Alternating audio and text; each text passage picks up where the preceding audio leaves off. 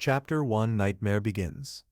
A frail-looking young man with pale skin and dark circles under his eyes was sitting on a rusty bench across from the police station. He was cradling a cup of coffee in his hands, not the cheap synthetic type slum rats like him had access to, but the real deal.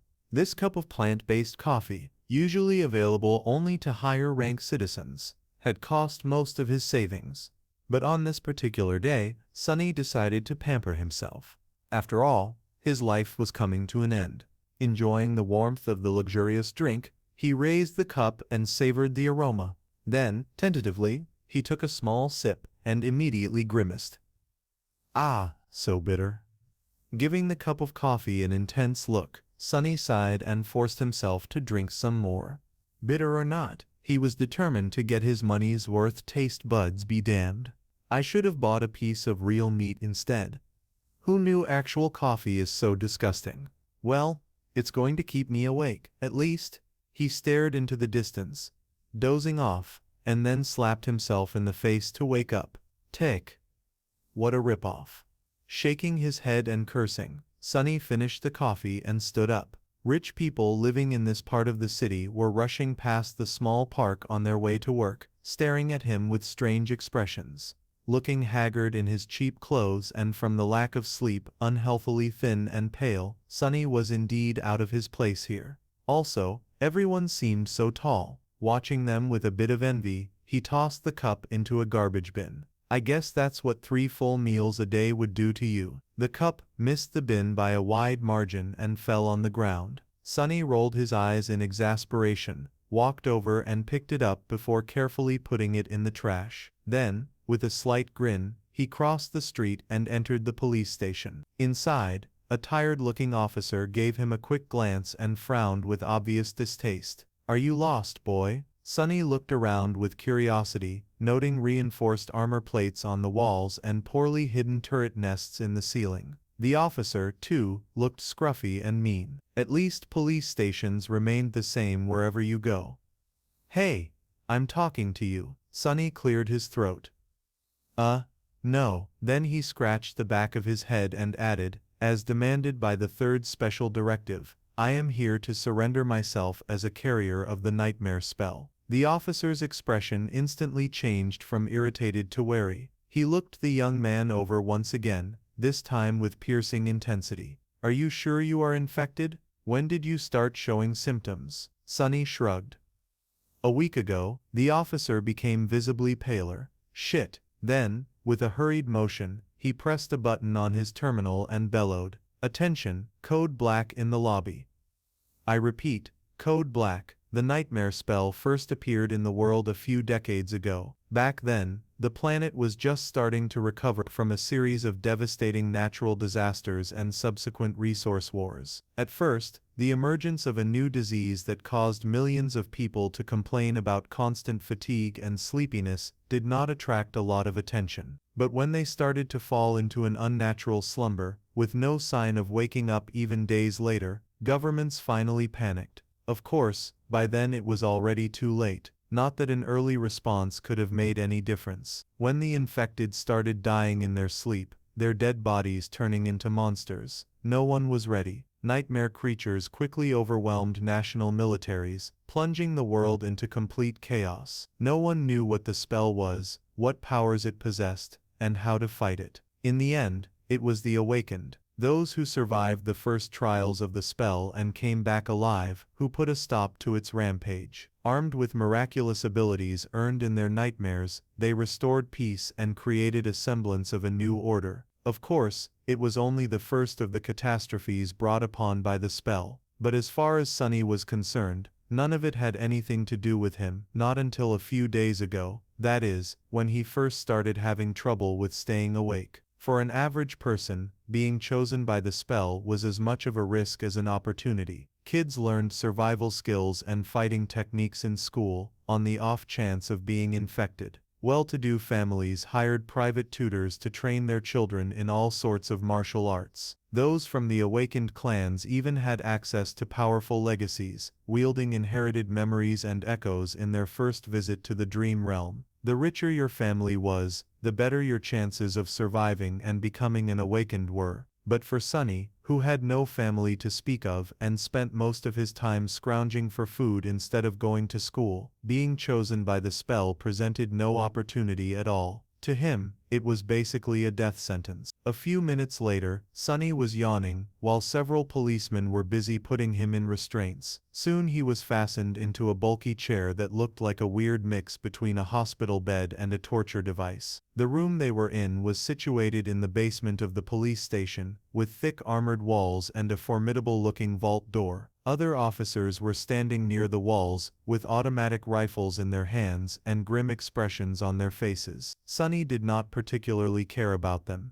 The only thing he could think about was how much he wanted to sleep. Finally, the vault door opened, and a gray-haired policeman walked in. He had a seasoned face and stern eyes, looking like someone who had seen a lot of terrible things in his life. After checking the restraints, the policeman glanced quickly on his wristwatch and then turned to Sunny. "What's your name, kid?" Sunny blinked a few times, trying to concentrate, then shifted uncomfortably. "Sunless." The old policeman raised an eyebrow. "Sunless, that's a strange name." Sunny tried to shrug, but found himself unable to move.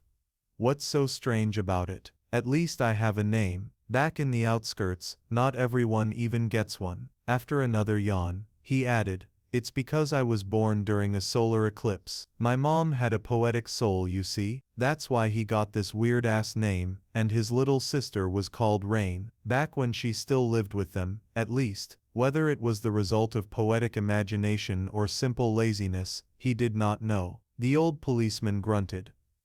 "Do you want me to contact your family?" Sunny simply shook his head. "There's no one, don't bother." For a second, there was a dark look on the policeman's face. Then his expression turned serious. "All right, Sunless, how long can you stay awake?" "Not long," the policeman sighed. "Then we don't have time for the full procedure. Try to resist for as long as you can, and listen to me very carefully, okay?" Not waiting for a response, he added, "How much do you know about the nightmare spell?" Sunny gave him a questioning look. "As much as anyone, I guess. Who doesn't know about the spell? Not the fancy stuff you see in dramas and hear in the propaganda broadcasts. I mean, how much do you really know?" That was a hard question to answer. "Don't I just go into the dream realm, kill a few monsters to complete the first nightmare, receive magic powers and become an awakened?" The old policeman shook his head. "Listen carefully. Once you fall asleep, you will be transported inside your first nightmare. Nightmares are trials created by the spell. Once inside, you will meet monsters, sure, but you will also meet people. Remember, they are not real. They're just illusions conjured up to test you." "How do you know?" The policeman just stared at him.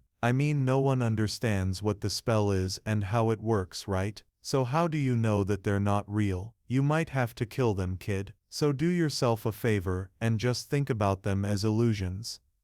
"Oh," the old policeman waited for a second, then nodded and continued. "A lot of things about the first nightmare depend on luck. Generally, it shouldn't be overwhelmingly hard. The situation you're in, the tools you have at your disposal, and the creatures you have to defeat should be within the range of your abilities at least. After all, the spell sets up trials, not executions. You're a bit disadvantaged due to, well, your circumstances. But kids from the outskirts are tough. Don't give up on yourself just yet." Sunny was getting more and more sleepy. It was becoming hard to follow the conversation. "About those magic powers you mentioned, you will indeed receive them if you survive until the end of the nightmare. What those powers will be, exactly, depends on your natural affinity as well what you do during the trial, but some of it will be at your disposal right from the start." The voice of the old policeman sounded more and more distant. Sunny's eyelids were so heavy that he was struggling to keep his eyes open. "Remember, the first thing you must do once inside the nightmare is to check your attributes and your aspect. If you get a combat-oriented aspect, something like a swordsman or an archer, things will be easier. If it is reinforced by a physical attribute, then that's even better. Combat aspects are the most common, so the probability of receiving one is high." The armored room was growing dimmer. If you're unlucky, and your aspect has nothing to do with combat, don't despair. Sorcery and utility aspects are useful in their own ways, you'll just have to be smart about it. There are really no useless aspects. Well, almost. So just do anything in your power to survive. If you survive, you will be halfway to becoming an awakened. But if you die, you'll open a gate for a nightmare creature to appear in the real world, which means that my colleagues and I will have to deal with it. So, please don't die, Sunless. Already half asleep, Sunny felt a bit touched by the policeman's words. Or at least, try to not die right away. The nearest awakened won't be able to get here for a few hours, so we would really appreciate it if you don't make us fight that thing ourselves. What? With that last thought, Sunny finally slipped into a deep slumber. Everything became black. And then, in the darkness, a faintly familiar voice rang. Aspirant, welcome to the nightmare spell. Prepare for your first trial. Chapter 2, Slave Caravan. Sunny dreamt of a mountain. Jagged and lonesome, it dwarfed other peaks of the mountain chain, cutting the night sky with its sharp edges. A radiant moon bathed its slopes in the ghostly pale light. On one of the slopes, the remnants of an old road stubbornly clung to the rocks. Here and there weathered paved stones could be seen through the snow. To the right side of the road, a sheer cliff face rose as an impregnable wall. To the left, a silent black sea of nothingness indicated an endless fall. Strong winds crashed into the mountain over and over again, screaming in powerless rage. Suddenly, the moon fell over the horizon. The sun rose from the west, streaked across the sky and disappeared in the east. Snowflakes jumped from the ground and returned into the embrace of clouds. Sunny realized that he was seeing the flow of time in reverse. In an instant, hundreds of years flew by. The snow retreated, bearing the old road. Cold shivers ran down Sunny's back as he noticed human bones littering the ground. A moment later, the bones were gone, and in their place, a slave caravan appeared, moving backwards down the mountain in the clamor of chains. Time slowed, stopped, and then resumed its usual pace. Aspirant, welcome to the nightmare spell. Prepare for your first trial. What? What the hell is this? Step, step, another step. A dull ache was radiating through Sunny's bleeding feet as he was shivering from cold. His threadbare tunic was nearly useless against the biting wind. His wrists were the main source of agony. Badly hurt by the iron shackles, they sent a sharp pang of pain every time the freezing metal touched his broken skin. What kind of a situation is this? Sunny looked up and down, noticing a long chain winding up the road, with dozens and dozens of hollow-eyed people, slaves just like him, shackled to it at small intervals. Ahead of him, a man with broad shoulders and a bloodied back was walking with a measured gait. Behind him, a shifty-looking guy with quick, desperate eyes was quietly cursing under his breath, in a language that Sunny did not know, but somehow still understood. From time to time, armed horsemen in ancient-style armor would pass by, giving the slaves menacing looks. However you judged it, things were really bad. Sunny was more bewildered than panicked. True, these circumstances were not like what the first nightmares were supposed to be. Usually, freshly chosen aspirants would find themselves in a scenario that presented them with a fair amount of agency. They would become members of privileged or warrior castes, with plenty of access to necessary weapons to at least try to tackle any conflict. Starting out as a powerless slave, shackled and already half dead, was as far from being ideal as one could imagine. However, the spell was as much about challenge as it was about balance. As the old policeman said, it created trials, not executions. So Sunny was pretty sure that, to counter this abysmal start, it would reward him with something good, a powerful aspect, at least. Let's see, how do I do this? Remembering popular webtoons he read as a child, Sunny concentrated and thought about words like status, myself, and information. Indeed,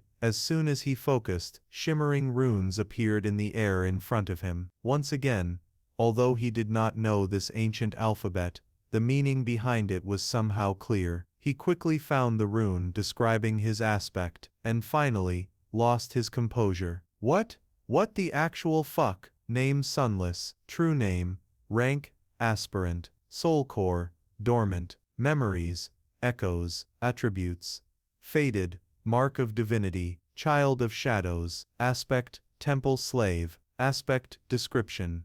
Slave is a useless wretch, with no skills or abilities worth a mention. A temple slave is just the same, except much rarer. Speechless, Sunny stared at the runes, trying to convince himself that he was maybe just seeing things. Surely, he couldn't be that unlucky, right? No useless aspects, my ass. As soon as this thought appeared in his mind, he lost the rhythm of his steps, and stumbled, pulling the chain down with his weight. Immediately, the shifty guy behind him screamed, "Whore's bastard, watch where you're going." Sunny hurriedly dismissed the runes, which were only visible to him, and tried to recover his balance. A moment later, he was once again walking steadily, however, not before inadvertently pulling on the chain one more time. "You little shit, I'm going to kill you." The broad-shouldered man in front of Sunny chuckled without turning his head.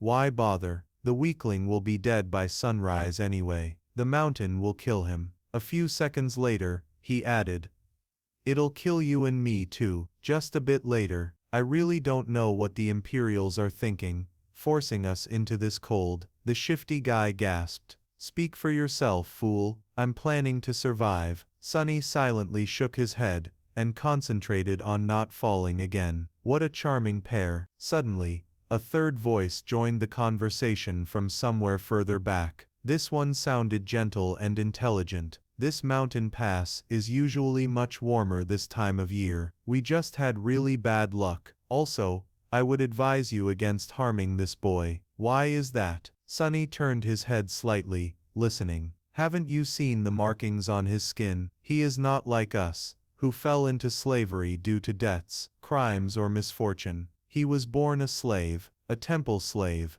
to be precise. Not long ago the Imperials destroyed the last temple of the Shadow God. I suspect that this is how the boy ended up here." The broad-shouldered man cast a look back. "So what? Why should we be afraid of a half-forgotten weakling god? He couldn't even save his own temples. The Empire is protected by the mighty war god. Of course they're not afraid to burn down a few temples, but we here are not protected by anything or anyone. Do you really want to risk angering a god?" The broad-shouldered man grunted, not willing to answer. Their conversation was stopped by a young soldier riding a beautiful white horse. Clad in a simple leather cuirass, armed with a spear and a short sword, he looked dignified and noble. To Sunny's irritation, the asshole was really pretty too. If this was a historical drama, the soldier would definitely be a male lead. "What is going on here?" There was no particular menace in his voice, even something resembling concern. When everyone hesitated, the gentle-voiced slave answered, "It's nothing, sir. We are just all tired and cold, especially our young friend over there. This journey is truly too hard for someone that young." The soldier looked at Sunny with pity. "What are you looking at? You're not much older than me," Sunny thought. Of course he didn't say anything out loud. The soldier sighed and took a flask from his belt before extending it to Sunny. "Bear with it a little more, child. We will stop for the night soon. For now, here, drink some water." Child. Due to his thin body and small stature, both caused by malnourishment, Sunny was often mistaken for someone younger. Usually, he didn't hesitate to use it to his advantage, but now, for some reason, being called a child really irked him. Still, he was really thirsty. He was just about to take the flask when a whip cracked in the air, and suddenly, Sunny was in a world of pain. He stumbled, once again pulling on the chain, and causing the shifty slave behind him to curse. Another soldier, this one older and angrier, stopped his horse a few steps back. The whip that sliced the back of Sunny's tunic open and drew blood belonged to him. Without even glancing at the slaves, the older soldier pierced his younger colleague with a disdainful glare. "What do you think you're doing?" The young soldier's face darkened. "I was just giving this boy some water. He'll receive water with the rest of them once we camp. But shut your mouth. These slaves are not your friends, understood? They're not even people. Treat them like people, and they'll begin imagining things. The young soldier looked at Sunny, then lowered his head and put the flask back on his belt. Don't let me catch you making friends with slaves again, newbie, or next time it will be your back tasting my whip. As if to illustrate his intention, the older soldier cracked his whip in the air and rode past them, radiating threat and anger. Sunny watched him go with well-concealed malice. I don't know how, but I will watch you die first. Then he turned his head and glanced in the direction of the younger soldier, who was falling behind with his head still lowered. And you, second. Chapter 3. The Strings of Fate. For a few minutes after that, Sunny was in a dark mood. But then he pulled himself out of it and inhaled deeply, trying to enjoy the fresh air. Indeed, air like that was hard to come by in the real world. Microdust and other pollutants made it rough and unpleasant, not to mention the general stench of the outskirts. In the better parts of the city, sophisticated filtration systems worked diligently. However, filtrated air tasted sterile and stagnant. Only the very rich had access to truly pleasant breathing. And here he was, able to enjoy an unlimited amount of pristine, delicious air like a second-generation chaebol. Truly, being chosen by the spell has its benefits. If only there was no dreadful cold, his feet did not ache, and his wrists and back were not in agony. The slave caravan slowly dragged itself up the mountain, with more and more slaves stumbling and periodically falling to the ground. A couple of times, those who could not walk anymore were taken off the chain and unceremoniously tossed off the road, down into the abyss that loomed to the left of it. Sunny watched them fall with a bit of compassion. Poor fellows. Rest in peace, you pitiful souls. All in all, he was in good spirits. It was a bit strange to feel good amidst this disaster of a nightmare, but thankfully, Sunny had time to prepare himself for this eventuality. When the symptoms of the spell first appeared, he did not handle it well. Dying before you even turned 17 was not something one could easily cope with. But in the end, it only took Sunny several days to come to terms with it. After visiting his parents' makeshift resting place, well, actually, since he was too poor to afford even the cheapest slot in the remembrance facility, it was just 2 lines carved into an old tree, and adding a 3rd line for himself, Sunny suddenly became relaxed and carefree. After all, he didn't have to worry about earning money, finding food, protecting himself and planning for the future anymore. Once the worst that could happen had already happened, what else was there to fear? So, becoming a slave and slowly freezing to death was not that much of a shock. Besides, he knew that cold would not kill him, simply because he had already seen what fate was awaiting the caravan further up the mountain. The picture of piled bones littering the ground was still fresh in his mind. Most likely, it was a pack of monsters that were going to do the caravan in. By the look of it, the attack was going to take place in a matter of hours, not days. So he still had a chance. Using the opportunity, Sunny decided to take another look at his status and summoned the runes again. The last time he was too outraged by the aspect and didn't study the attributes well. While not as important as one's aspect, the attributes were often the deciding factor between life and death. They represented one's natural traits and affinities, sometimes even providing passive abilities and effects. Fated attribute description. The strings of fate wrap tightly around you. Unlikely events, both good and bad, are drawn by your presence. There are those who are blessed, and there are those who are cursed, but rarely both. Mark of divinity attribute description. You bear a faint scent of divinity, as though someone briefly touched by it once a long time ago. Child of shadows attribute description. Shadows recognize you as one of their own.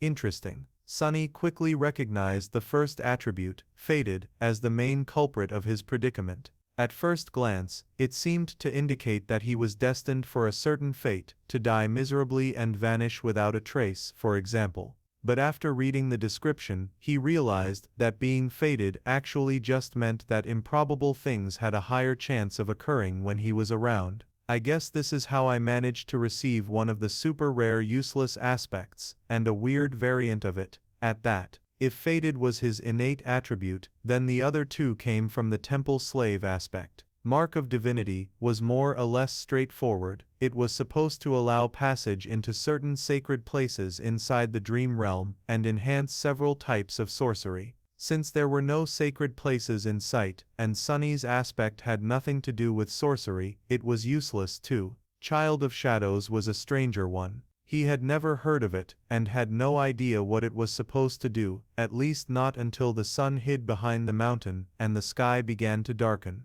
To his surprise, Sunny found himself able to see perfectly in the darkness, as though it was still as bright as day. This ability alone was nothing to scoff at, and it was quite possible that Shadows would reward him with some other, yet unknown gifts. Finally something good. I wonder if, stop the caravan, prepare to camp. Following the head soldier's order, the slaves stopped and fell to the ground, shivering and exhausted. The small clearing where the road widened was somewhat protected from the wind by a protruding mass of rock, but it was still too cold to rest with ease. The soldiers got busy herding the slaves into a tight circle, forcing them to share warmth, and lighting up a large bonfire in the center of the camp, although not before tending to their horses. The heavy wagon carrying food, water and other cargo, to which the main chain was firmly affixed, was pushed forward to block the wind. While looking around, Sunny noticed the young soldier from before watching the mountain with a complicated look on his face. What a weirdo. Soon, the bonfire was blazing. The stronger slaves tried to find their way closer to the fire, while the weaker ones, like Sunny, were forced to sit at the outer end of the circle, with their backs freezing in the cold. Of course, any movement was encumbered by the fact that they were still shackled to the chain. That's why the familiar broad-shouldered slave ended up just where he started, despite all of his efforts to get closer to the flame. Damn Imperials, he hissed, clearly irritated. The soldiers walked among the slaves, giving them water and food. Sunny, just like everybody else, received a few sips of icy water and a small piece of rock-hard moldy bread. Despite its unappetizing look, he forced himself to eat the whole thing just to be left as hungry as he was before. By the looks of it, he wasn't the only one. The shifty slave that had been walking behind him looked around in anguish. By all the gods, they used to feed me better even in the dungeons. He spat on the ground, desperate, and most of us innocent men in the dungeon were there waiting to visit the gallows too. A few steps away from them, where the paved road ended and sharp rocks began, a scattering of bright red berries were growing from the snow. Sunny had noticed them before, clustering here and there along the road, and even noted how pretty those resilient things looked contrasted against the white. The shifty slave's eyes glistened as he tried to crawl towards the berries on all fours. I would advise against eating those, friend. It was the gentle-voiced slave again. Sunny turned around and finally saw him in the flesh for the first time. It was a tall man in his 40s, lean and strangely handsome, with a dignified look of a scholar. How a man such as him ended up a slave was a mystery, yet there he was. You and your advice again.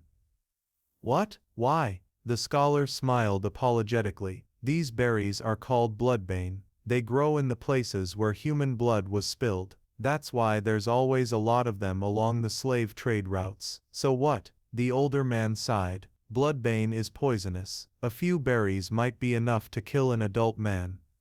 Curses. The shifty slave flinched back and glared at the scholar. Sunny did not pay them a lot of attention, because, while looking around, he finally recognized the site of the camp as the place where, in his vision at the start of the nightmare, the bones of the slaves were buried under the snow, and he was willing to bet that whatever it was that killed them all was going to happen soon. As if to answer his thoughts, a thundering noise rang from above, and in the next second, something massive came crashing from the sky. Chapter 4, Mountain King.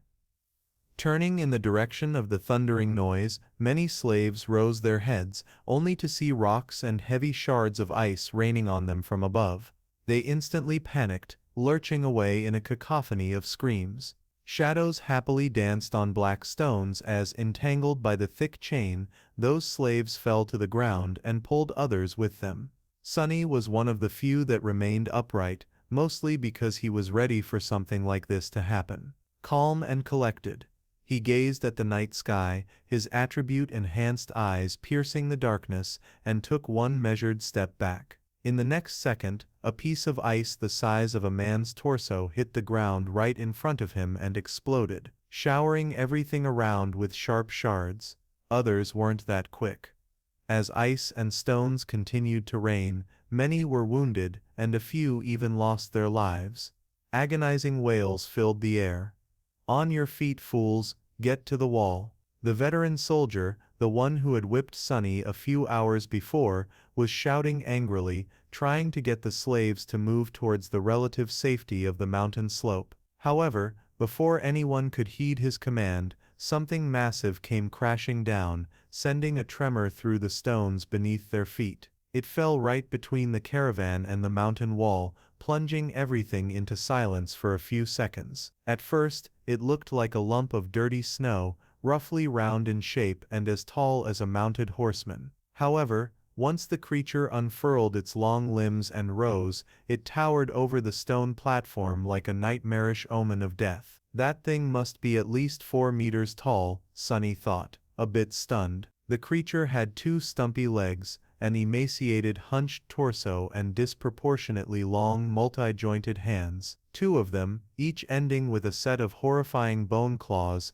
and another 2, these ones shorter, ending with almost human-like fingers. The thing that at first glance looked like dirty snow turned out to be its fur, yellowish-gray and ragged, thick enough to stop arrows and swords. On its head, 5 milky white eyes regarded the slaves with insect-like indifference. Beneath them, a terrible maw crowding with razor-sharp teeth was half open, as though in anticipation. Viscous drool was running down the creature's chin and dripping into the snow. What unnerved Sonny the most, though, were the strange shapes endlessly moving, worm-like, under the creature's skin. He could see them clearly because, unfortunately, he was one of those unlucky souls closest to the monstrosity, getting a nauseating first-row view. Well, that is just too much, he thought, stupefied. As soon as Sonny finished that thought, all hell broke loose. The creature moved, slashing its claws in his general direction. But Sonny was one step ahead.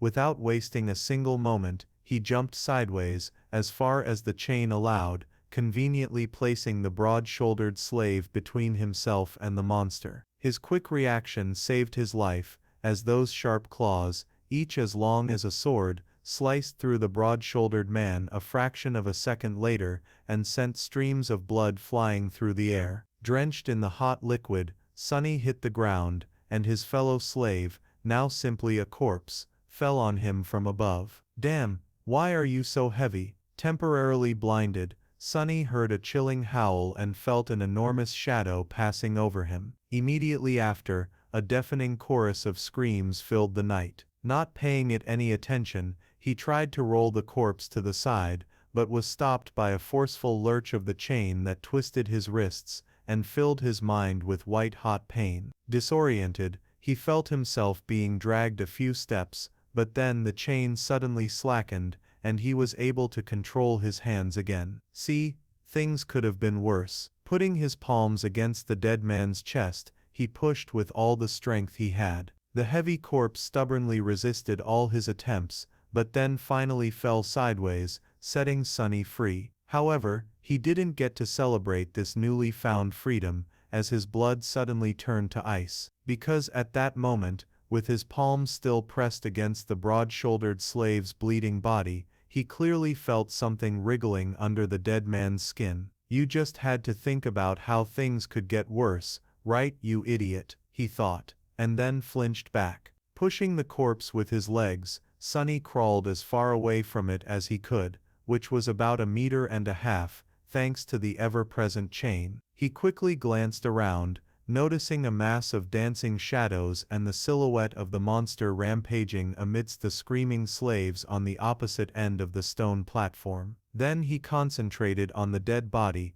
which was starting to convulse with growing violence. On the opposite side of the corpse, the shifty slave was looking at it with slackened jaw and a horrified expression on his face. Sonny waved to get his attention. "What are you staring at?" Move away from it. The shifty slave tried, but immediately fell down. The chain was twisted between the three of them, pinned down under by the broad-shouldered man's weight. Sonny clenched his teeth. Right under his eyes, the corpse was going through a nightmare-inducing metamorphose. Strange bone growths pierced its skin, extending like spikes. The muscles bulged and wriggled, as though trying to change shape. The fingernails were turning into sharp claws, the face cracked and split, bearing open a twisted mouth with one too many rows of bloodied needle-like fangs. This is not right. Sonny twitched, feeling a strong urge to empty his stomach. The scholarly slave was just a few steps behind the shifty one, pointing at his shackles with a face as pale as a ghost. That remark was far from helpful,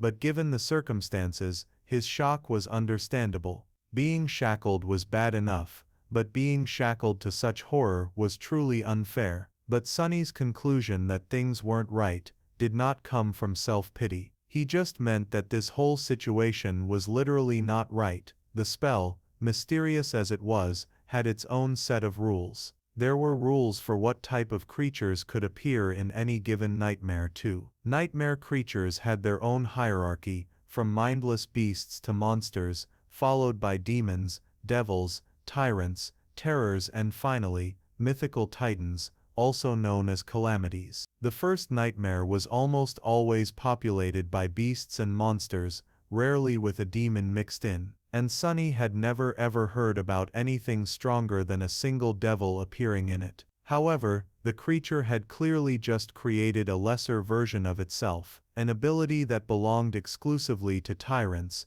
the sovereigns of the nightmare spell, and those above them. What was this tyrant even doing in a first nightmare? How powerful was that damn fated attribute? But there was no time to ponder. Unfair or not, there was only one person now who could save Sonny, himself. The broad-shouldered man, what was left of him, slowly rose, his mouth producing strange clicking noises. Without giving him time to fully come to his senses, Sonny cursed and jumped forward, grabbing onto the length of the slackened chain. One arm of the monster, now fully equipped with 5 jagged claws, shot forward to meet him, but Sonny sidestepped it with one calculated movement. What saved his skin this time was not quick reaction, but simple presence of mind. Sonny might not have learned any fancy combat techniques, since his childhood was spent on the streets instead of a school. But the streets, too, were a kind of teacher. He had spent his whole life fighting for survival, quite often literally. That experience allowed him to keep a cool head on his shoulders in the midst of any conflict. So instead of freezing, or being consumed by fear and doubt,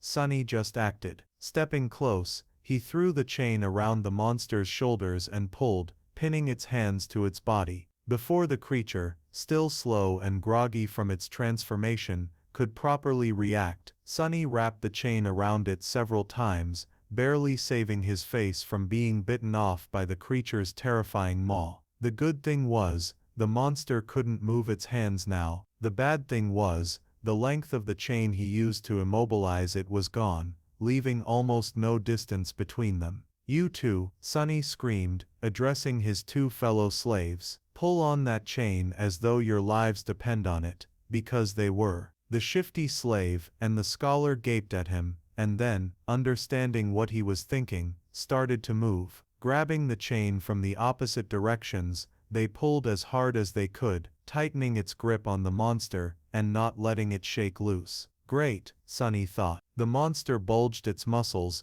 trying to break free. The chain creaked, caught on the bone spikes, as though slowly breaking apart. Not so great. Without wasting any more time, he threw his hands in the air, and caught the creature's neck with the short, thinner chain, connecting his shackles together. Then he circled the monster with a quick step, and pulled, ending up back to back with it, as far away from its maw as he could. Sonny knew that he wasn't strong enough to strangle a man with his bare hands, let alone a weird, terrifying mutant like the one trying to eat him. But now, using his own back as a lever, and the weight of his whole body to pull the shackles down, he at least stood a chance. He pulled down with all his might, feeling the monster's body pressing against him, bone spikes brushing against his skin. The monster continued to struggle, clicking loudly and trying to break the chain tying him down apart. Now it was just a question of what would break first, the chain or the monster itself. Die!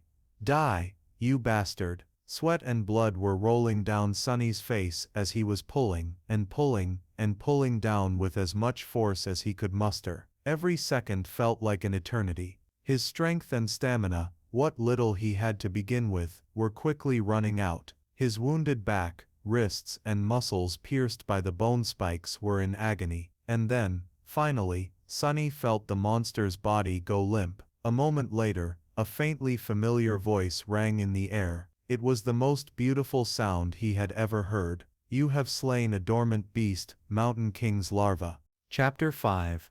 Broken Chains. You have slain a dormant beast, Mountain King's larva. Sonny fell to his knees, breathless. His whole body felt as though it just went through a meat grinder. Even large amounts of adrenaline could not wash away all the pain and exhaustion. And yet, he was exhilarated. The satisfaction of killing the larva was so vast that he even forgot to be disappointed about not receiving a memory. The special item tied to a Dream Realm inhabitant's essence, which was sometimes awarded by the spell to the triumphant awakened. A magic sword or a suit of armor would have come in handy right about now. Damn, he would even settle for a warm coat. 3 seconds, you can rest for 3 more seconds. Sonny thought. After all, the nightmare was far from over. A few moments later, he forced himself to come back to his senses and looked around, trying to ascertain the situation. The larva was dead, which was great. However, he was still tied to it by the damn chain. The shifty slave and the scholar, both pale as death, were busy untangling it to buy the 3 of them at least some freedom of movement. Further away, torn bodies and pieces of flesh were lying on the ground. Many slaves were killed. A few had somehow managed to escape and were now running away. Fools, they're dooming themselves. The chain, as it turns out, was at some point broken in 2. That's why it suddenly slackened when Sonny was being dragged by the mass of panicking slaves. If their shackles had a less sophisticated locking mechanism, he could have tried to free himself now. However, each pair was fixed to a specific link without unlocking them. No one was going anywhere. The Tyrant, Mountain King presumably, was hidden from sight by the bright glow of the bonfire. However, Sonny could feel its movements due to the subtle tremors spreading through the stones, as well as the desperate screams of those slaves who were yet to perish. An angry bellow or 2 could also be heard, indicating that some of the soldiers were still alive, desperately trying to fight the monstrosity off. What pulled his attention the most, though, was the fact that several of the maimed bodies were starting to move. More larvae. His eyes widened. One after another, 4 more corpses slowly rose to their feet.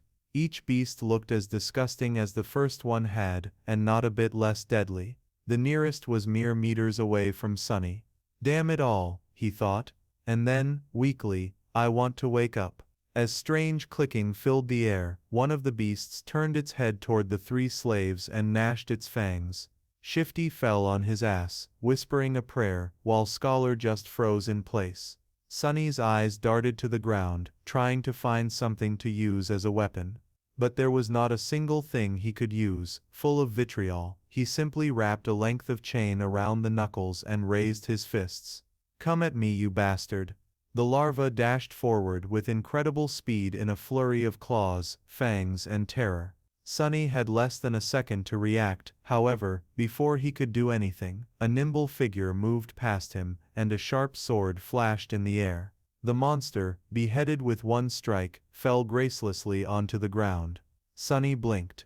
What was that? Dumbfounded, he slowly turned his head and looked to his left.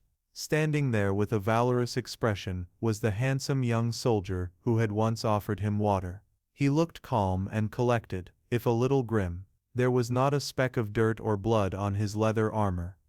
He is awesome, Sonny thought before catching himself. He's a poser. With a short nod, the soldier moved forward to face the remaining 3 larvae. But after taking a few steps, he suddenly turned around and gave Sunny a long look. Then, with one swift motion, the young warrior took something from his belt and threw it to Sunny. "Save yourself."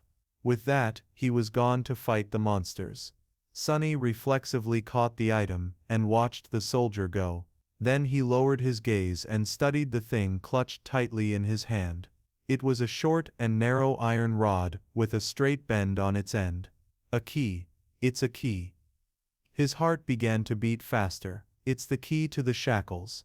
With one last glance at the fierce battle starting between the young soldier and the larva, Sunny dropped on one knee and began to maneuver the shackles, trying to get his hand into a suitable position to insert the key. It took him a few tries to understand how the unfamiliar lock worked, but then, finally, there was a satisfying click, and he was suddenly free. The cold wind caressed his bloodied wrists. Sunny rubbed them and smiled with a dark gleam in his eyes. Just you wait now. For a moment visions of violence and revenge filled his head. "Boy, over here." Shifty was waving his hands in the air, trying to get his attention. Sunny briefly considered just leaving him to die, but then decided against it. There was strength in numbers, plus, despite Shifty's previous threats to kill him and overall unpleasantness, Sunny would have felt bad leaving a fellow slave in chains, especially since freeing him would not cost anything. He hurried over to the other two slaves and quickly unlocked their shackles. As soon as Shifty was free, he pushed Sunny away and did a little dance, laughing like a maniac. "Ah, free at last, gods must be smiling upon us." Scholar was more reserved. He squeezed Sunny's shoulder in gratitude and smiled weakly, casting a tense look in the direction of the ensuing fight. Two of the three larvae were already dead. The third one was missing an arm, but still trying to tear its opponent apart.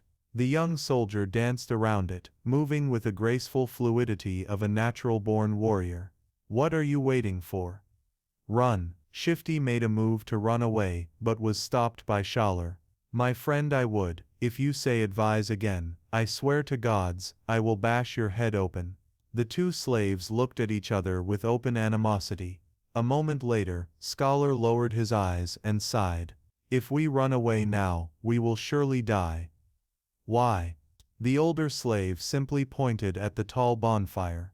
"Because without that fire, we will freeze to death before the night is over. Until the sun rises, running away is suicide." Sunny did not say anything, knowing that Scholar was right. Actually, he realized it right after strangling the larva. No matter how terrible Mountain King was, the bonfire was still their only lifeline in this frozen hell. It was just as what the broad-shouldered slave, may he rest in peace, had said. There was no need for anyone to kill them, because the mountain itself would do it if given a chance. So what? I prefer freezing to death than being eaten by that monster anyway. Not to mention, turning into one of those things. Shifty was pretending to be brave, but there was no conviction in his voice. He glanced at the darkness surrounding the stone platform and shivered before taking a small step back. At this point, the third larva was long dead, and the young soldier was nowhere to be seen. He had probably gone to join the fight at the other side of the bonfire, leaving the three slaves alone at the mountainside part of the stone platform. Scholar cleared his throat.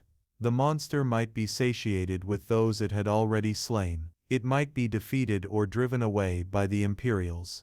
In any case, if we stay here, we have a chance to survive, however small. But if we run away, our doom will be certain. So what do we do? Unlike Scholar, Sunny was sure that Mountain King would not be satisfied with killing just most of the slaves. Neither did he believe that a bunch of mortals would really be able to defeat it. Even if they were not normal people but awakened, a fight with a tyrant was not something one could easily survive, let alone win. But if he wanted to live, he had to get rid of that thing somehow. "Let's go take a look." Shifty looked at him as though seeing a lunatic. "Are you insane? You want to get closer to that beast?" Sunny stared at him blankly, then shrugged and headed in the direction of the rampaging monster. Chapter 6. Confronting the tyrant. Sunny was off to face against a nightmare creature. And not any creature, at that, but one of the fifth category, a dreaded fearsome tyrant. The odds of survival were so low that anyone would have laughed in his face if he were to ever suggest attempting to fight it. If they weren't an awakened 2 or 3 ranks above the creature, of course. Which Sunny certainly wasn't. And yet, he had to deal with this Mountain King somehow to avoid an even more miserable death. The ridiculous degree to which the odds were stacked against him from the very beginning of this delayed execution had gotten old a long time ago, so he didn't have any more energy to think about it. What was there to fear, after all? He was already as good as dead. It's not like he could get any deader, so why worry? On the other side of the bonfire, things were turning from bad to worse. Most of the slaves were already dead. A few soldiers were still desperately trying to fight the monster, but it was clear that they weren't going to last long. Right in front of Sunny's eyes, the tyrant picked up a dead slave, dragging the chain up with him, and opened its terrifying maw wide. With one crushing bite, the slave's body was torn in half, leaving only bloodied stumps inside the shackles. Mountain King's 5 indifferent milky eyes stared into the distance as he chewed, streams of blood flowing down its chin. Seeing that the creature's upper arms were busy, one of the soldiers screamed and lunged forward, brandishing his long spear. Without turning its head, the tyrant extended one of its shorter lower arms, caught the soldier's head in an iron grip and squeezed, crushing the poor man's skull like a soap bubble. A moment later, the headless body was tossed over the cliff and disappeared into the abyss below. Shifty doubled over, puking his guts out. Then he shakily rose to his feet and glared at Sunny. "Well, we've taken a look, now what?" Sunny did not answer, pensively observing the tyrant with his head slightly tilted to one side. Shifty stared at him some more, then turned to Scholar. "I'm telling you, old man, the boy is sick in the head. How the hell can he be so calm?" Lower your voice, fool." Blood drained from Shifty's face as he slapped himself, covering his mouth with both hands. Then he cast a fearful look in the direction of the tyrant. Luckily, the abomination was too busy feasting on the slaves, lucky ones who were already dead and unlucky ones who were still alive, to pay them any attention. Shifty slowly exhaled. Sunny was preoccupied with thinking, measuring his chances of survival. How do I get rid of that thing? He didn't have any special powers, nor did he have an army ready to bury the tyrant under a mountain of bodies. He didn't even have a weapon to at least scratch the damn bastard. Sunny moved his gaze and looked past the creature, into the endless darkness of the moonless sky. As he was watching the night, a bright flash streaked in the air and collided with one of the tyrant's arms, bursting into a rain of sparks. The young soldier, Sunny's heroic liberator, had just tossed a burning piece of wood at the monster, and was now defiantly raising his sword. "Face me, devil, a distraction, just what I needed." Because there was no way for Sunny to kill the Mountain King with his own 2 hands, he had decided to enlist some help. A human wouldn't be up to the task, so instead, he was planning to use a force of nature. "Since I can't do the bastard in myself, let's make gravity do it for me." He was in the middle of thinking over the details of the plan when the young hero's foolish bravado presented an opportunity. Now everything depended on how long the pompous idiot would manage to stay alive. "Come with me," Sunny said as he started running toward the far end of the stone platform, where the heavy wagon was perched dangerously close to the edge of the cliff. Shifty and Scholar shared a dubious look, but then followed, perhaps confusing his calmness with confidence, or maybe divine inspiration. After all, it was a widely known fact that crazy people were often favored by the gods. Behind them, Hero nimbly ducked under the tyrant's claws, slashing it with the sword. The sharp edge slid ineffectively across the dirty fur, not leaving even a scratch on the creature's flesh. In the next second, the tyrant moved with frightening speed, throwing all 4 of his hands in the direction of its new irritating foe. But Sunny had no way of knowing. He was running with all his speed, getting closer and closer to the wagon. Once there, he hurriedly looked around, checking if there were any larvae close by, and moved to its rear wheels. The wagon was left at the upper end of the stone platform, where it narrowed and turned back into the road. It was turned sideways to block the wind, with its front facing the mountain wall, and its back facing the cliff. There were 2 large wooden wedges placed under the rear wheels to prevent the wagon from rolling backward. Sonny turned to his companions and pointed at the wedges. "When I tell you, remove both of them. Then push, understand?" "What? Why?" Shifty stared at him with a dumbfounded expression on his face. Scholar just looked at the wedges, and then at the Tyrant. Hero, miraculously, was still alive. He was weaving between the creature's limbs, always just half a second away from being completely eviscerated. From time to time, his sword flashed in the air, but to no avail. Mountain King's fur was too thick, and his skin too tough to be harmed by mundane weapons. There was a hint of apprehension on the young warrior's face. All the other soldiers, as far as Sonny could see, were already dead. So he really needed that one to live a little bit longer. "Don't die yet," he thought. To Shifty, he simply said, "You'll see." The next moment, Sonny was running again, trying to follow the chain from the brace where it was affixed to the wagon. The thing he was searching for was hard to notice due to all the bodies, blood and viscera littering the stone platform, but for once luck was on his side. A short amount of time later, he had found what he needed, the torn end of the chain. Finding the nearest set of shackles, complete with a horribly disfigured body of a slave locked in them, Sonny plopped down on his knees and started to fumble with the key.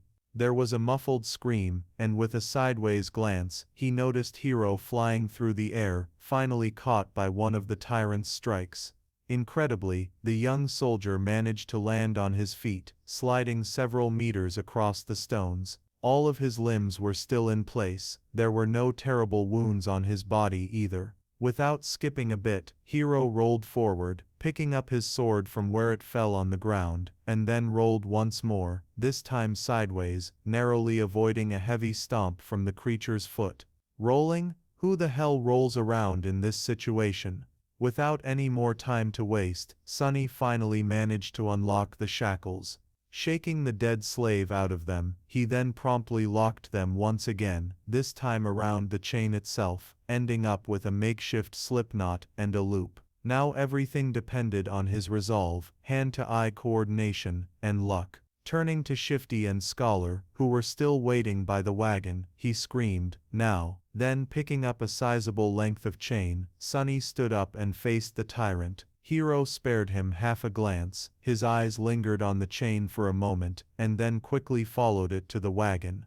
Then, without showing a hint of emotion, the young warrior doubled his efforts, drawing the creature's attention away from Sonny. "So he's smart too, what a scam." Clearing his head of all unnecessary thoughts, Sonny concentrated on the weight of the chain in his hands, the distance between him and the Tyrant, and his target. Time seemed to slow down a bit. "Please don't miss." Gathering all of his strength, Sonny spun and threw the chain in the air, as though a fisherman casting his net. The loop opened as it flew, closing in on the position of the fight between Hero and the Tyrant. Sonny's plan was to place the loop on the ground close enough to them that once one of the Tyrant's feet landed in the trap, he could pull on the chain and tighten it around the monster's ankle. But his plan failed spectacularly. Which is to say, it was literally a spectacle. In the last moment, Mountain King suddenly flinched back, and instead of falling on the ground, the chain loop landed perfectly around its neck.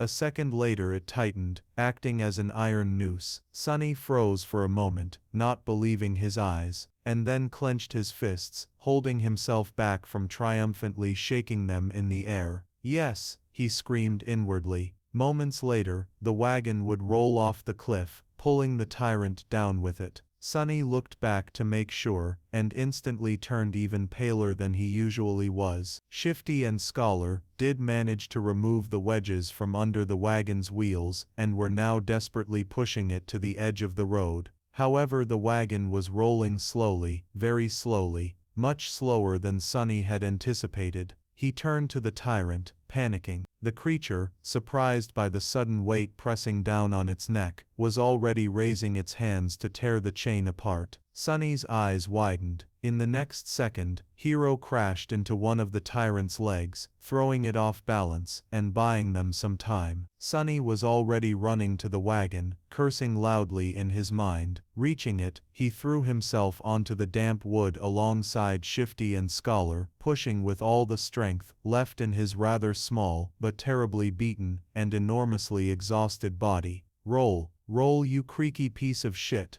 The wagon sped up a little, but was still rather slow in reaching the cliff's edge. At the same time, the Tyrant finally managed to get a hold of the chain tied around its neck, ready to free itself. Now whether they lived or not, was just a question of which thing would happen first. Chapter 7: 3 Slaves and a Hero Roll.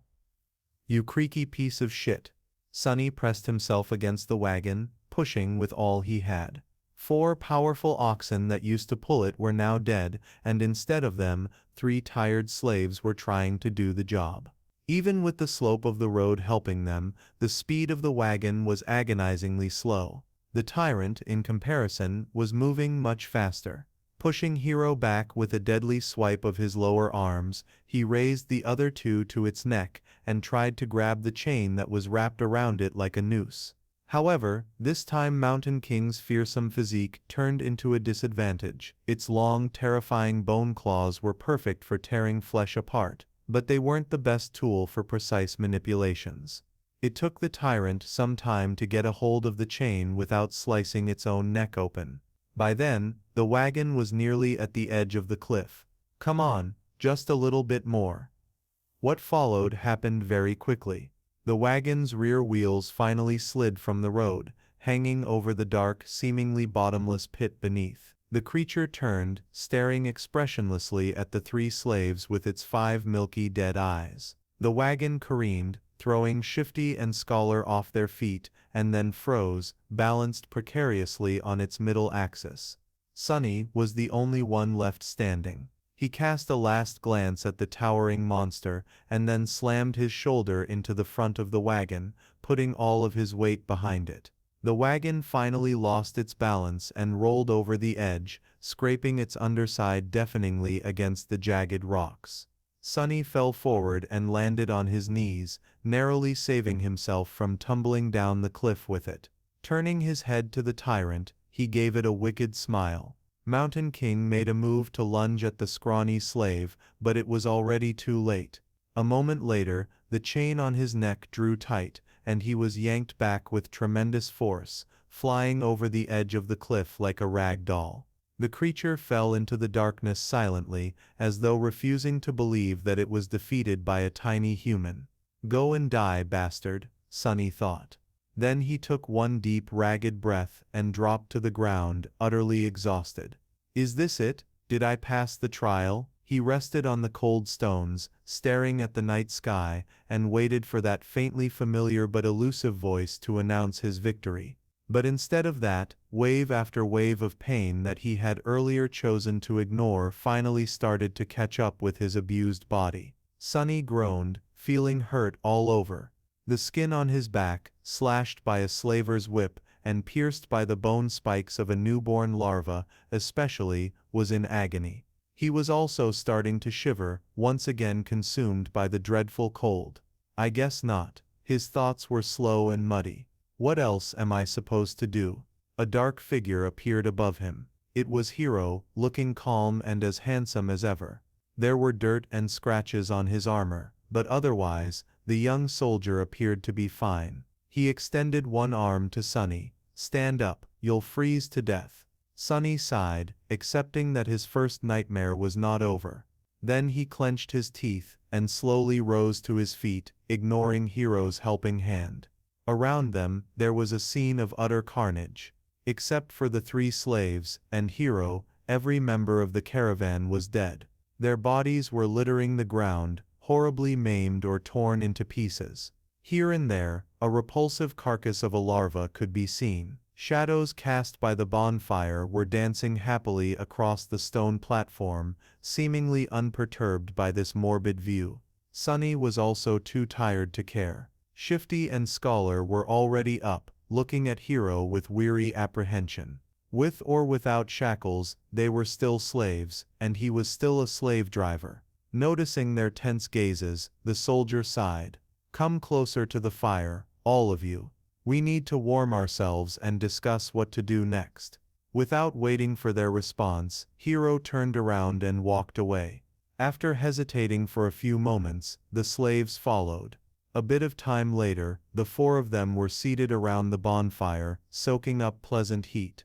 Shifty and Scholar were close to each other, maintaining a safe distance from Hero. Sunny sat apart from everyone, not because he had a specific reason to distrust one more than the others, but simply because he didn't like people in general. Growing up, Sunny was always a misfit. It's not that he had never tried to become close with someone, it's just that he seemed to lack the ability.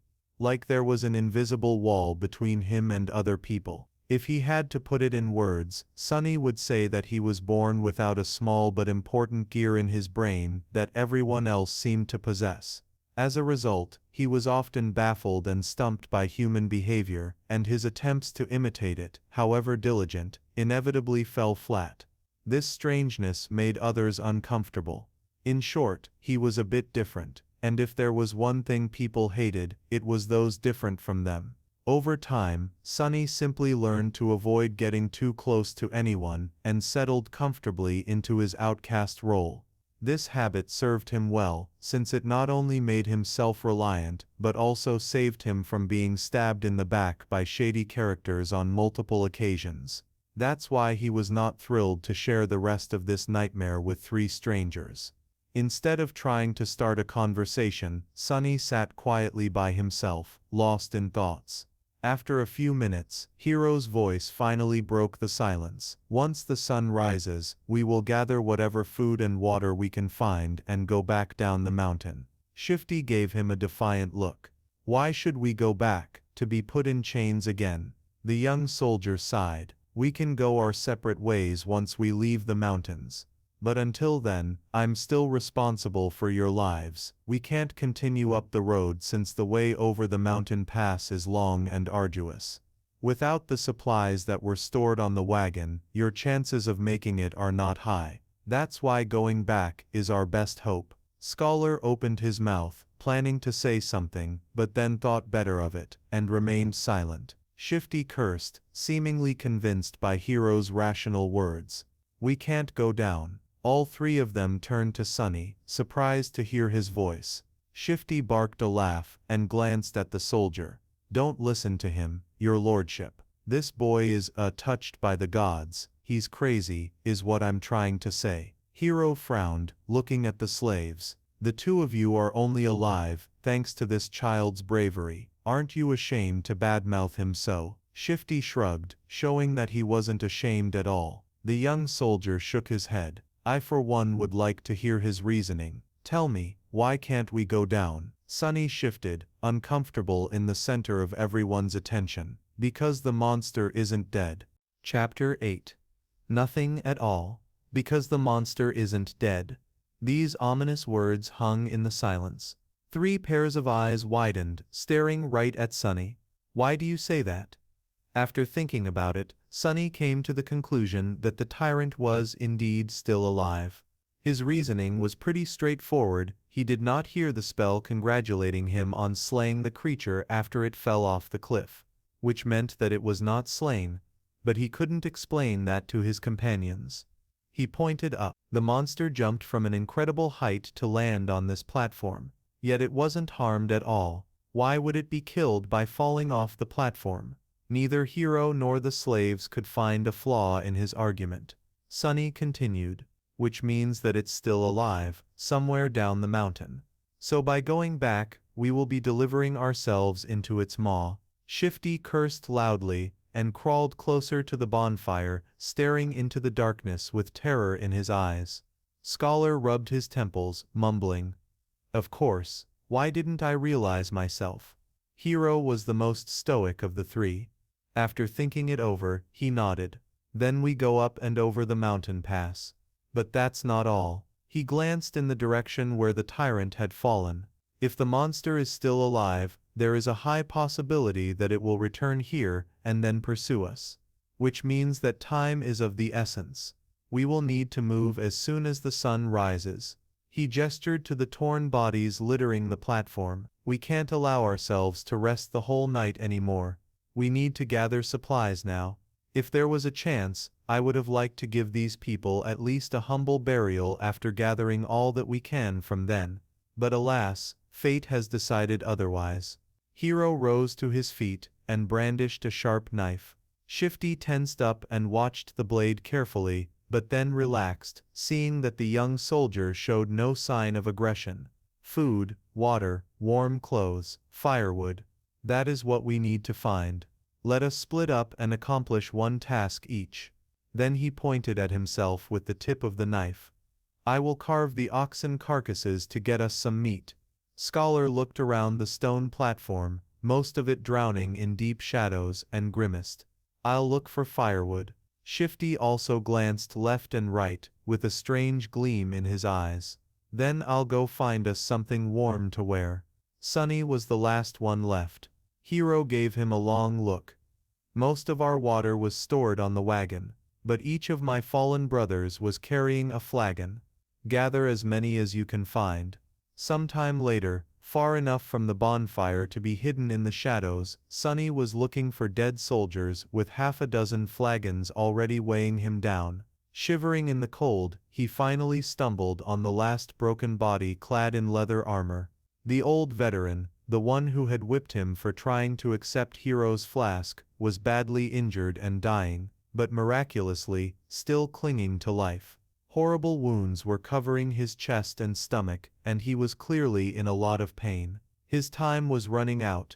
Sunny knelt beside the dying soldier and looked him over, searching for the man's flagon. What irony, he thought.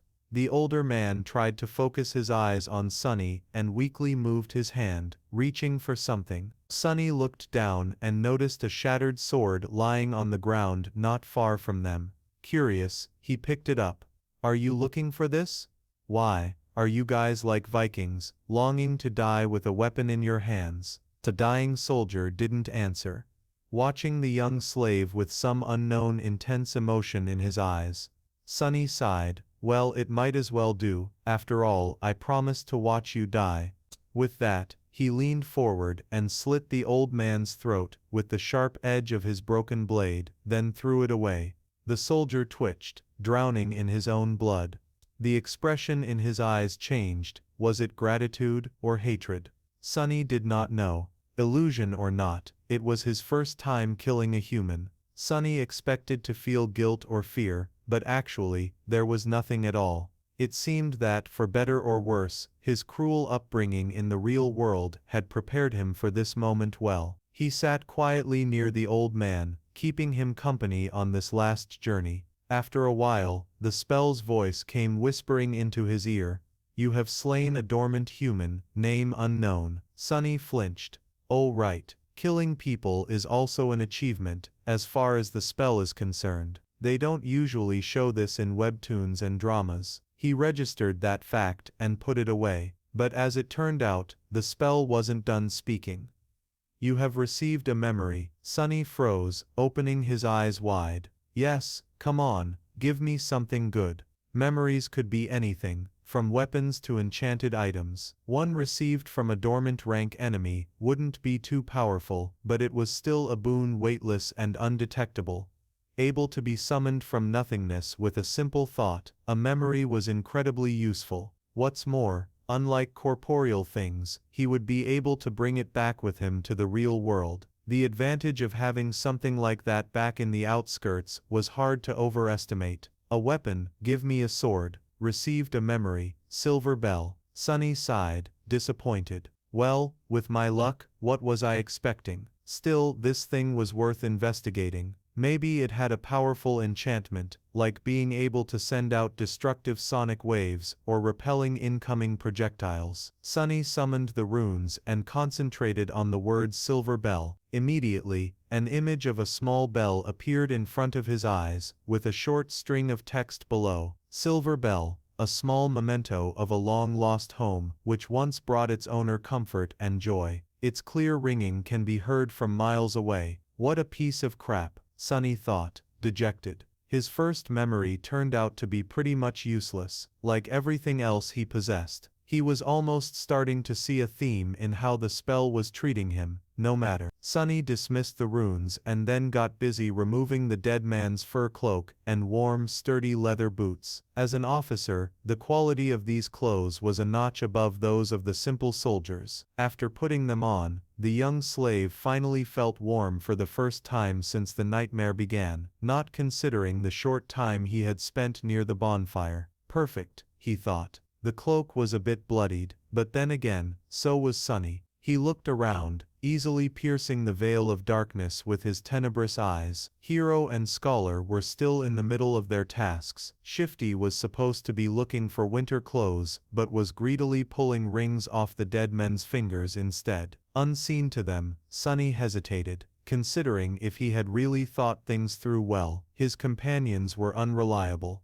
The future was too uncertain. Even the requirements of passing the nightmare remained a mystery. Any decision he could make would have been a gamble, at best. Still, he had to make some if he wanted to survive. Not wasting any more time thinking, Sonny picked up the flagons and sighed. They spent the rest of the night seating with their backs against the bonfire, staring fearfully into the night. Despite the exhaustion, no one could sleep. The possibility of the Tyrant coming back to finish the 4 survivors off was too frightening. Only Hero seemed to be fine, calmly sharpening his sword in the bright light of the dancing flames. The sound of the whetstone scraping against the blade was somehow comforting. At the break of dawn, when the sun had lazily begun to warm up the air, they loaded themselves with all the supplies they'd managed to gather and set out into the cold. Sonny looked back, taking in the sight of the stone platform for the last time. He had managed to get past the place where the slave caravan was supposed to perish. What was going to happen next? No one could tell.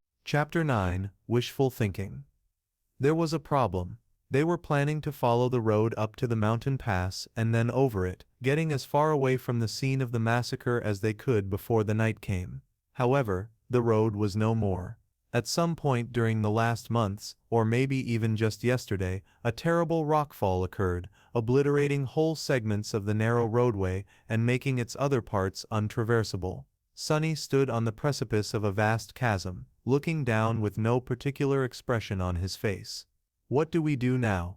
Scholar's voice was muffled by the collar of his scavenged fur cloak. His follower, Shifty, angrily looked around. His gaze stopped at Sonny, a suitable victim to vent his frustration. I'll tell you what we need to do. Get rid of some dead weight. He eyed Sonny's fine boots and turned to Hero. Listen, your lordship, the boy is too weak.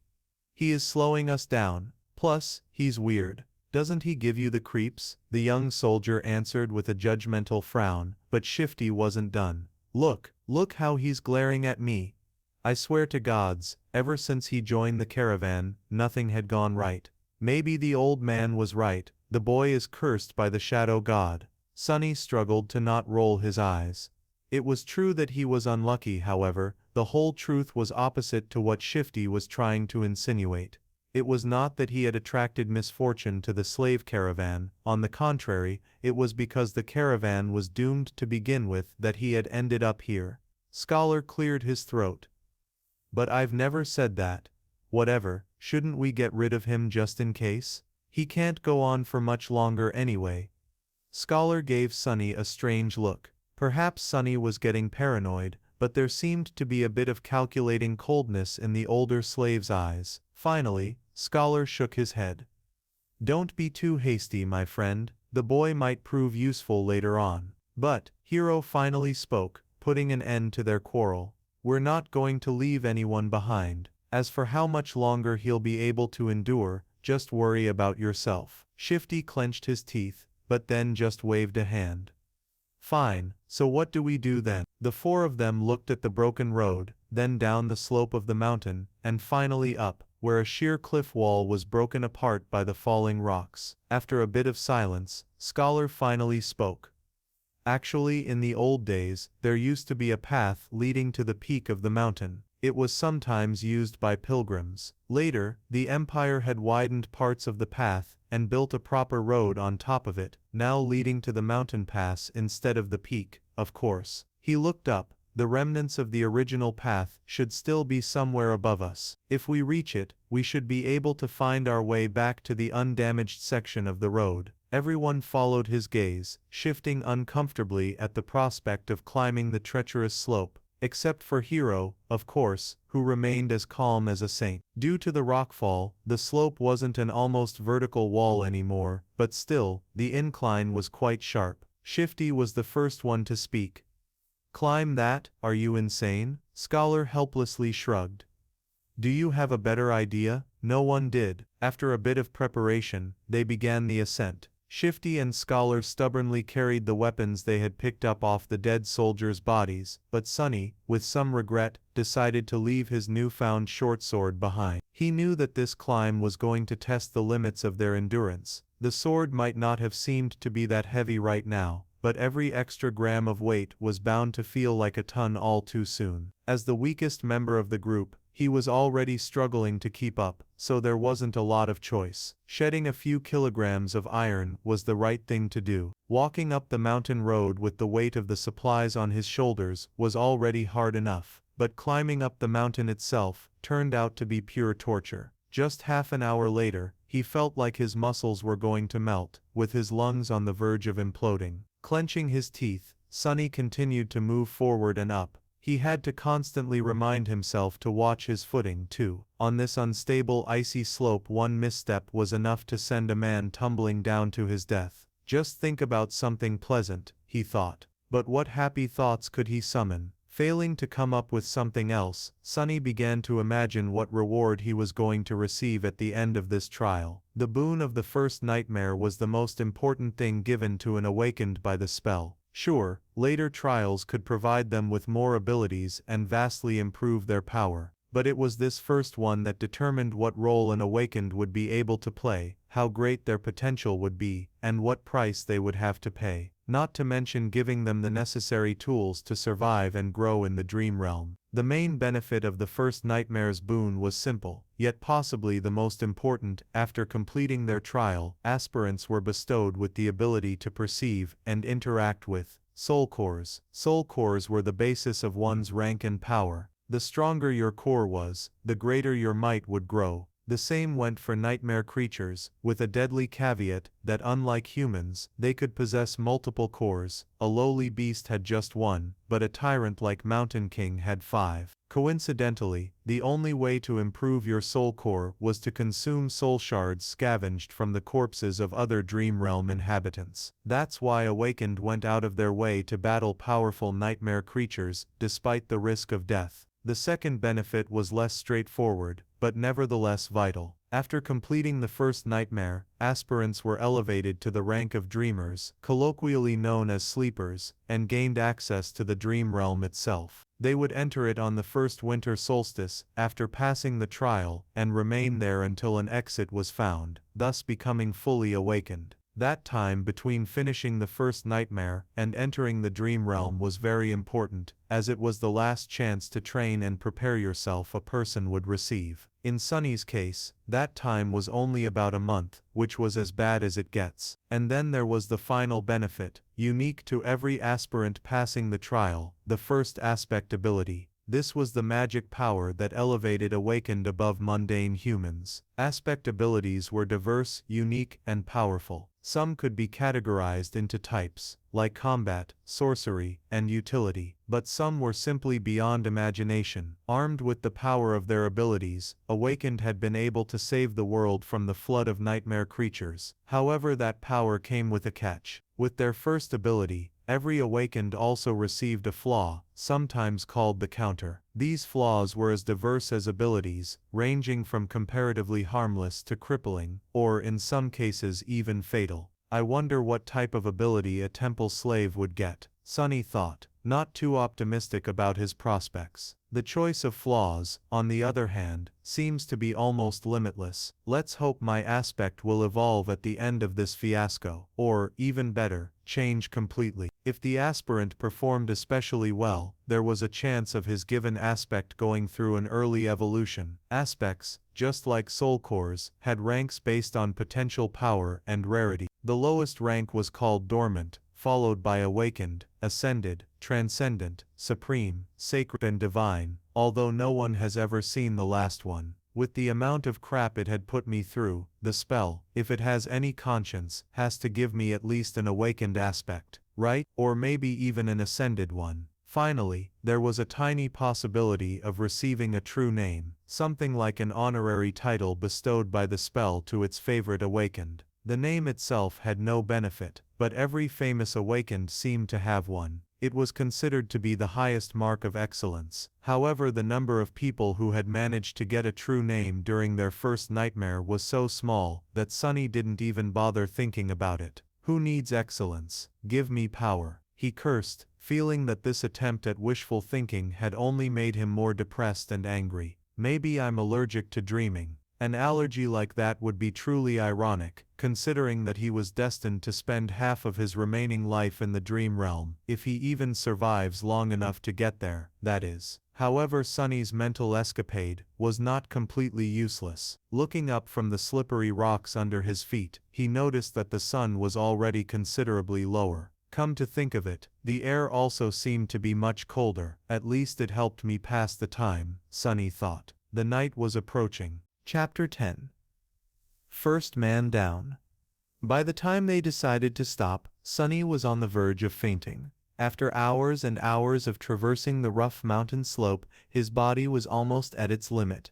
However, to everyone's surprise, Shifty seemed to be doing even worse than him. The roguish slave's eyes were muddy and unfocused, aimlessly wandering around. His breath was ragged and shallow, as though something was exerting pressure on his lungs. He looked feverish and unwell. As soon as Hero found a suitable place for a camp, Shifty simply collapsed on the ground. The most unnerving part about all of this was the lack of angry cursing that they had already gotten used to. The slave lay silent and motionless, with only movements of his chest betraying that he was still alive. Several moments later, he uncorked his flagon with a shaky hand and greedily drank a few large gulps. "Conserve your water," Hero said, a hint of concern somehow finding its way into his usually stoic voice. Disregarding these words, Shifty drank more, emptying the flagon completely. Scholar didn't look much better than him. The arduous climb took a heavy toll on the older slave. Despite the unbearable cold, he was sweaty, with bloodshot eyes and a grim expression on his face. Being the weakest of the three, Sunny had somehow managed to endure the best. "Can't we just melt the snow once there's no more water?" Hero gave Scholar a complicated look. "There might come a time when we won't be able to make a fire, as to not attract unwanted attention." No one commented, knowing perfectly well whose attention they had to avoid. The memory of Mountain King's horror was still fresh in their minds. Luckily, today Hero had managed to find a natural alcove in the mountain wall, perched precariously behind a narrow ledge. The fire was well hidden by the rocks, allowing them to enjoy its warmth without the fear of being noticed. No one was in the mood to talk, so they just roasted slices of oxen meat above the flames and ate in silence. By the time the skies had turned completely black, Shifty and Scholar were already asleep, lost in the thrall of their own nightmares. Hero took out his sword and moved to the edge of the rock outcropping. "Try to rest, as well. I'll take the first watch." Sunny gave him a nod, and lay down near the fire, dead tired. Falling asleep inside a dream was a new experience for him. But unexpectedly, it turned out to be quite mundane. As soon as his head touched the ground, his consciousness slipped into darkness. After what felt like only a second, someone had gently shaken him awake. Groggy and disoriented, Sunny blinked a few times, finally noticing Hero hovering above him. These two didn't look too well, so it's better to give them some time to recover. Don't let the flames go out and wake us up once the sun starts to rise. Or, if the beast appears. Sunny silently rose and changed places with Hero, who added a couple of logs into the fire, and was soon fast asleep. For a few hours, he was on his own. The skies were black, with dim stars and a sharp crescent of the newborn moon. However, its light was not enough to pierce the darkness that enveloped the mountain. Only Sunny's eyes seemed to be able to do so. He sat quietly, looking down the way they came. Despite the fact that they had managed to climb quite high during the previous day, he could still see the distant ribbon of the road. He could even trace it back to the stone platform where the fight with the tyrant had taken place. The tiny dots littering the stones were the dead bodies of the slaves. As he was watching them, a dark figure slowly crawled on the platform from beneath the cliff. It stayed motionless for a while, and then moved forward, scraping its claws against the ground. Every time a claw hit one of the bodies, the tyrant would grab and bring it to its maw. The wind brought the muffled sounds of crunching bones to Sunny's ears. He flinched, accidentally pushing a small rock off the ledge.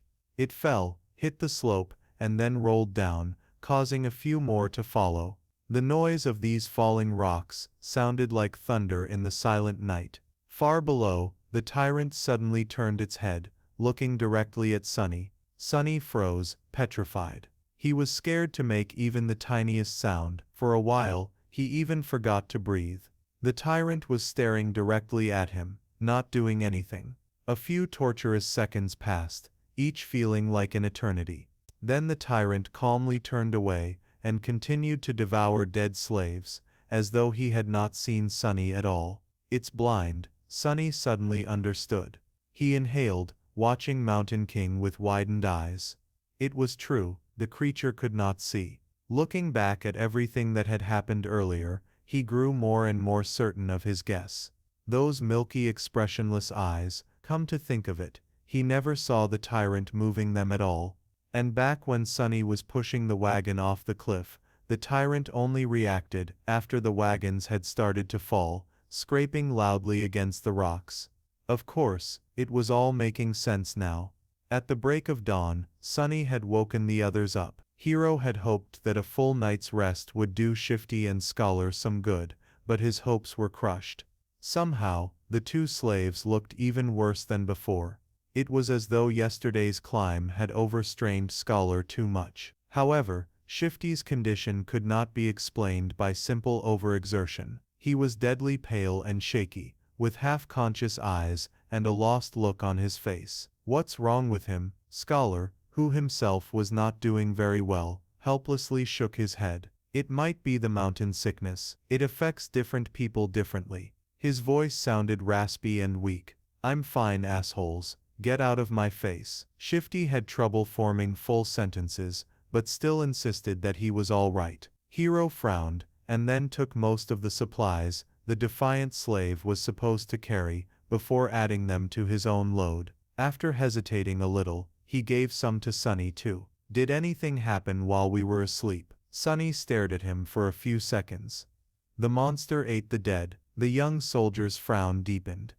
"How do you know?" "I heard it." Hero moved to the edge and looked down, trying to make out the distant stone platform. After a minute or so, he clenched his jaw, showing signs of uncertainty for the first time. "Then we'll have to move faster. If the creature is finished with all the bodies, it will come for us next. We need to find that old path before nightfall." Frightened and dejected, they set out again and continued to climb. Sunny was slowly dying under the weight of the added load. Thankfully, Shifty and Scholar had already drunk most of the water, lightening it a little. "This is hell," he thought. They climbed higher, and higher, and higher. The sun was climbing with them, slowly approaching the zenith. There was no talking, no laughs, only strained breathing. Each of the 4 survivors was concentrated on his own steps and footing. However, Shifty was falling farther and farther behind. His strength was abandoning him. And then, at some point, Sunny heard a desperate scream. Turning around, he only had time to see a panic-stricken face. Then Shifty fell backward, his foot slipping on an ice-covered rock. He hit the ground hard and rolled down, still trying to grab onto something. But it was too late. Frozen in place and powerless, they could only watch as his body tumbled down the slope, leaving bloody marks on the rocks. With each second, Shifty looked less like a man and more like a rag doll. A handful of moments later, he finally came to a halt, hitting the top of a large protruding stone. In a pile of broken flesh, Shifty was dead,